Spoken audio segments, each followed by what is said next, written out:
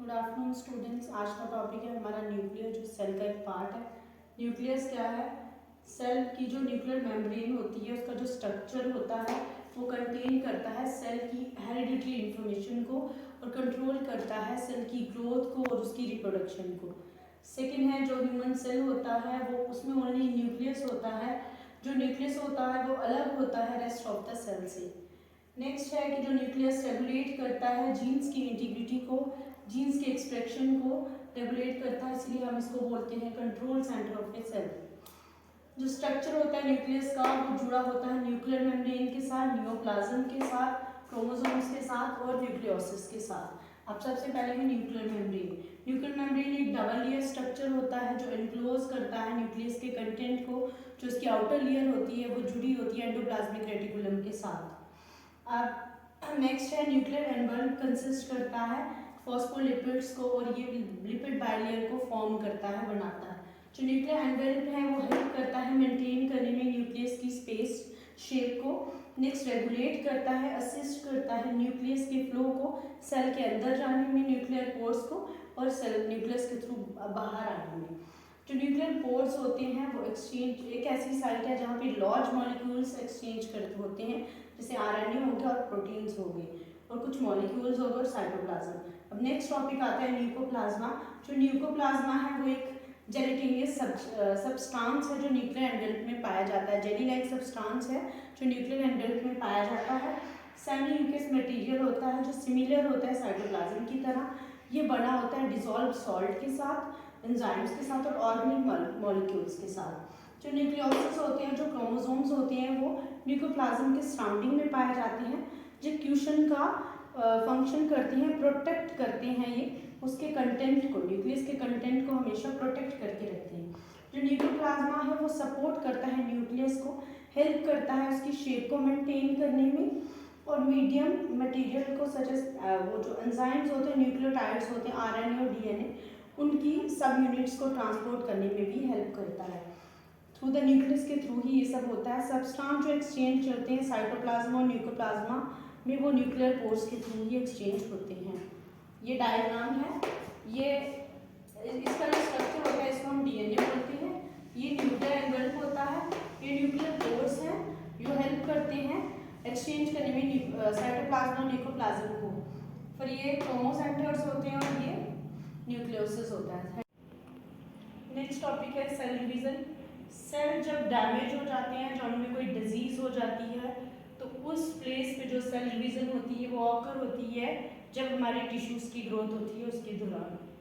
ये two types की cell division होती है, एक होती है सोमैटिक सेल डिवीजन, दूसरी होती है रिप्रोडक्टिव सेल डिवीजन।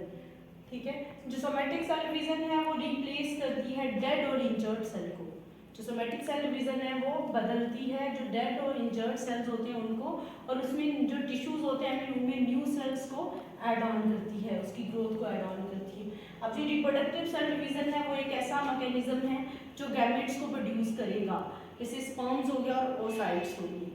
अब इस प्रोसेस में क्या होता है, स्पेशल 2 स्टेप्स में डिवीजन होती है। एक होती है मियोसिस, जिसमें नंबर्स में जो क्रोमोसोम्स होते हैं वो रिड्यूस हो जाते हैं, फॉलोड बाय साइटोकाइनेसिस। अब आता है सोमैटिक सेल डिवीजन और माइटोसिस।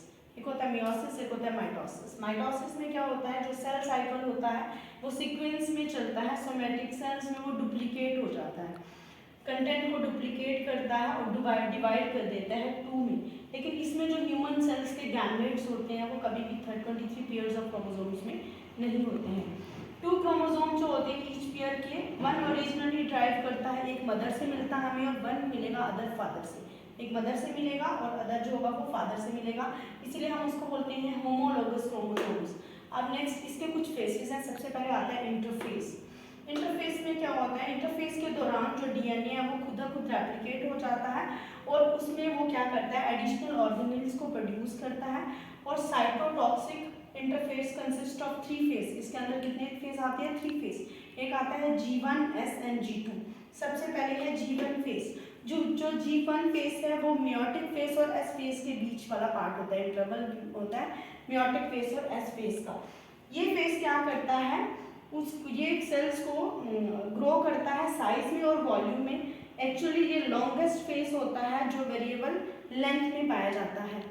नेक्स्ट है एस फेस। एस फेस क्या है, ये इंटरवल होता है G1 और G2 के फेस में, इसको 8 घंटे लगते हैं, 8 घंटे लगते हैं। ड्यूरिंग द एस फेस क्या होता है, जो DNA है वो खुद ब खुद रेप्लिकेट हो जाता है। अब नेक्स्ट आता है G2 face. G2 face interval होता है एस फेस और मियोटिक फेस के बीच का, इसको लास्ट 4 to 6 आवर्स में। ड्यूरिंग जी फेस क्या होता है, जो सेल की ग्रोथ है वो कंटिन्यू रहती है, जो एंजाइम्स और प्रोटीन्स होते हैं वो सिंथेसाइज हो जाते हैं और वो सेल डिवीजन को प्रिपेयर करने के लिए हेल्पफुल होती हैं। अब नेक्स्ट है जो ये है सेल ग्रोथ है, इसमें G1 फेस आता है, एस आता है, G2 फेस आता है, इसमें टेलोफेस आता है, एनाफेस आता है, मेटाफेस आता है और प्रोफेस आता है। एक मेयोटिस होता है और एक मायोसिस होता है। माइटोसिस को हमने थोड़ा सा डिस्क्राइब कर दिया है। अब नेक्स्ट आगे पढ़ेंगे हम इंट्राफेस के बाद पढ़ेंगे। अब है स्टेजेस ऑफ माइटोसिस। माइटोसिस में सबसे पहले आता है इंटरफेस, फिर आता है मेटाफेस, फिर आता है एनाफेस, फिर आता है टेलोफेस। आप सबसे पहले मेयोटिक फेस और एनाफेस भी बोलते हैं आप इसको। ये जो इसमें जो सेल डिवीजन ऑकर होती है वो सोमेटिक सेल्स में होती है, इसलिए हम उसको बोलते हैं माइटोसिस। इसमें जो डॉटर सेल्स है वो प्रोड्यूस करता है क्वांटिटिवली सिमिलर फेस होता है। ये जो 2 स्टेजेस में होता है, एक होता है न्यूक्लियर स्टेज डिवीजन और दूसरा होता है साइटोप्लाज्मिक डिवीजन। सबसे पहले है न्यूक्लियर डिवीजन। न्यूक्लियर डिवीजन में क्या होता है, 2 सेट में क्रोमोसोम्स डिवाइड हो जाते हैं, 1 set of each 2 separate nuclei. एक सेट मिलता है वो अलग अलग न्यूक्लियाई से मिलता है ड्यूरिंग माइटोसिस। इस प्रोसेस के रिजल्ट को हम बोलते हैं कि क्या हो गया है, पार्टीशन हो गई है जेनेटिक इन्फॉर्मेशन की। आप सबसे पहले आता है प्रोफेस। प्रोफेस में क्या है, ड्यूरिंग प्रोफेस इसमें क्या होता है, जो रेप्लिकेटेड क्रोमैटिन होते हैं वो टाइटली कोलाइड हो जाते हैं, वो इकट्ठे हो जाते हैं, कोलाइड हो जाते हैं, जो इजी हम उनको किसके अंदर देखते हैं, माइक्रोस्कोप के अंदर देख सकते हैं, नेट डाई से हम उनको नहीं देख सकते हैं। 2 क्रोमेटाइड्स होते हैं जो ज्वाइन करते हैं एक साथ, तो वो किसके साथ ज्वाइन करते हैं, सेंट्रोमियर्स के साथ। फिर आता है मेटाफेस। मेटाफेस के दौरान क्या होता है, जो माइक्रोट्यूब्यूल्स होते हैं वो अलाइन में होते हैं सेंट्रोमियर्स में, और वो क्रोमेटाइड को पियर्स में क्या करते हैं, सेंटर ऑफ द न्यूक्लियस, जो स्पाइंडल होता है मियोटिक स्पाइंडल, उसके बीच में आ जाते हैं, और जो मिड पॉइंट का रीजन होता है उसको हम बोलते हैं इक्वेटरल प्लान। जो बीच वाला एरिया होता है उसको हम बोलते हैं इक्वेटरल प्लान।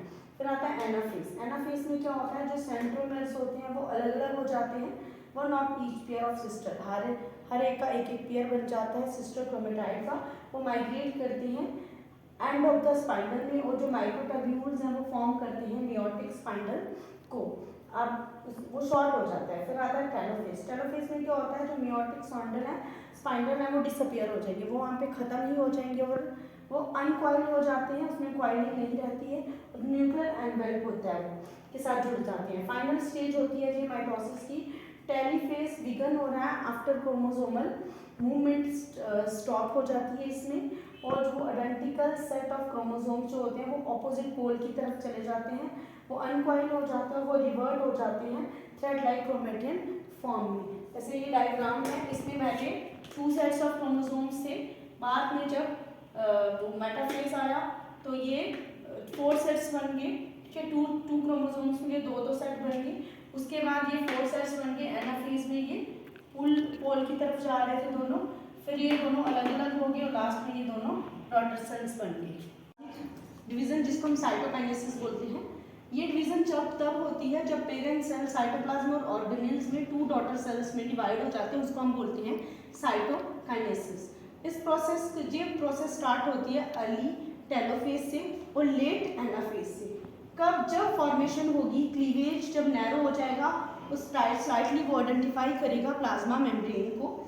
अब ये जो क्लीवेज है जब ये नैरो होगा तो यूजली अपीयर हो जाता है ये सेंट्रोसोम्स और जो पेरिफेरल एरिया होता है सेल्स उसके बीच में, और जो प्लाज्मा मेम्ब्रेन है वो पुल करती है।